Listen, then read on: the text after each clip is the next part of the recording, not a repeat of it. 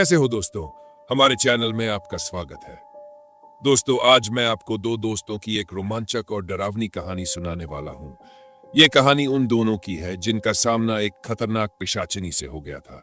यह एक ऐसी घटना है जो उनकी जिंदगी बदल कर रख दी, और सबसे हैरानी की बात यह है कि वे लोग मरते मरते कैसे बच पाए।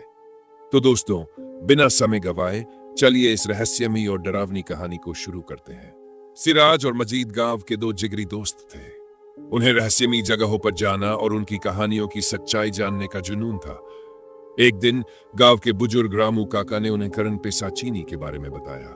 बेटा, करण पिशाचिनी वो जगह है जहां लोग जाते तो हैं पर लौटकर कभी नहीं आते, रामू काका ने कहा। क्यों? ऐसा क्या है वहां? सिराज ने उत्सुकता से पूछा। रामू काका ने गंभीर स्वर में कहा, वहां एक आत्मा है, एक भटकती हुई आत्मा।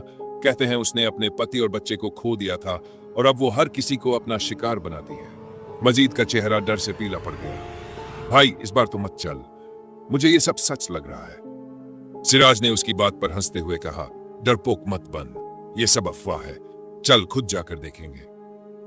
रात की शुरुआत आधी रात को दोनों ने अपनी टॉर्च ली और जंगल की ओर निकल पड़े। चारों तरफ सन्नाटा था। हल्की हवा के झोंके पेड़ों को हिला रहे थे और अजीब अजीब आवाजें सुनाई दे रही थी। भाई, ये जगह पहले से ही अजीब लग रही है, मुझे कुछ ठीक नहीं लग रहा, मजीद ने फुसफुसाते हुए कहा। चुप रह, कुछ नहीं होगा, सिराज ने उसे शांत किया। जैसे ही वे जंगल के अंदर बढ़े, हवा और ठंडी होती गई। दोनों को लगने लगा कि जैसे कोई उन्हें देख रहा हो। थोड़ी देर में वे उस पुराने पीपल के पेड़ के पास पहुंचे।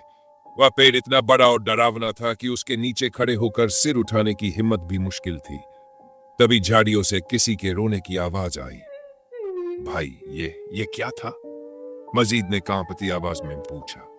पता नहीं, मैं देखता हूं, सिराज ने कहा और टॉर्च झाड़ियों की ओर डाली, लेकिन वहां कुछ नहीं था। तभी अचानक पेड़ की ओर से जोर की हंसी सुनाई दी। वह हंसी इतनी भयानक थी कि दोनों के रोंगटे खड़े हो गए। कौन है वहां? सिराज ने चिल्लाकर पूछा। जवाब में पेड़ के नीचे एक सफेद साड़ी में खड़ी औरत दिखाई दी।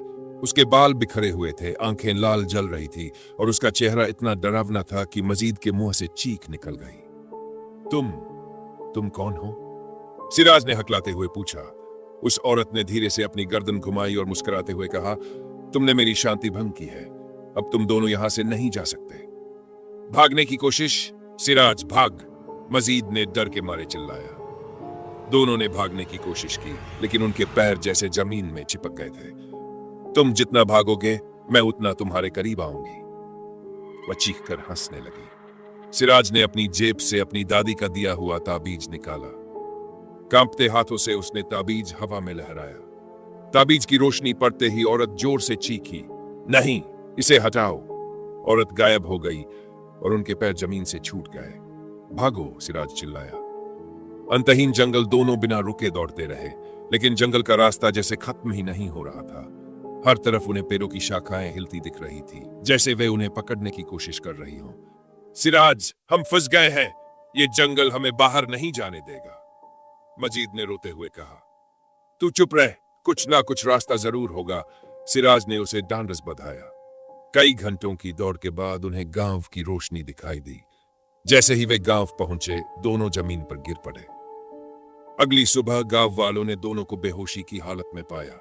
जब उन्होंने होश में आकर पूरी कहानी सुनाई तो रामू काका ने कहा, बच गए बेटा, भगवान का शुक्र है, करण पिशाचिनी की आत्मा हर किसी को छोड़ती नहीं। मजीद ने कांपते हुए सिराज से कहा, भाई कसम खा, अब कभी ऐसी जगह पर नहीं जाएंगे। सिराज ने सहमति में सिर हिलाया और बोला, हाँ, अब कभी नहीं। लेकिन उस रात की यादें हमेशा उनके दिल और दिमाग में बसी रही। करण पिशाचिनी की भयानक कहानी उनके लिए एक सबक बन गई। और तुम, क्या तुम ऐसी जगह जाने की हिम्मत करोगे?